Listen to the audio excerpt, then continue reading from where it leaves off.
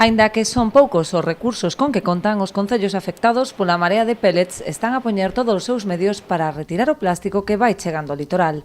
Na Pobra, aínda que non en grandes cantidades, atoparon restos en todos os areais, especialmente na Praia da Corna e na illa. Estuvemos botando un vistazo pola zona da Corna, da illa, e máis en Cabío, non? Primeiro vimos que había na zona da Corna, que foi por onde comezamos, e entonces seguimos facendo unha inspección hacia a zona de Cabío e vimos que a verdade é que había restos en todas as praias.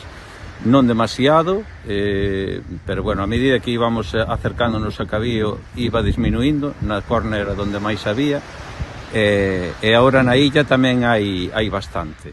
O propio persoal municipal súmanse os numerosos voluntarios que están a ser organizados polo Departamento de Medio Ambiente, sinalando as zonas de traballo e dando instrucións para que a retirada dos restos sexa o máis efectiva e respetuosa posible. Primeiro, organizar a xente, sinalando as zonas, zonificando as zonas máis afectadas e dándolle unhas instruccións claras de traballo para exactamente eso, sacar os peles dos areais, pero ao mesmo tempo que eles non se desanimen, porque senón agradecemos moitísimo o traballo que queren facer, pero é realmente frustrante. Calquera veciño interesado en sumarse a estas accións voluntarias de limpeza pode contactar co Concello a través das redes sociais de Medio Ambiente e Protección Civil da Pobra ou mediante o número de teléfono 669 177 829.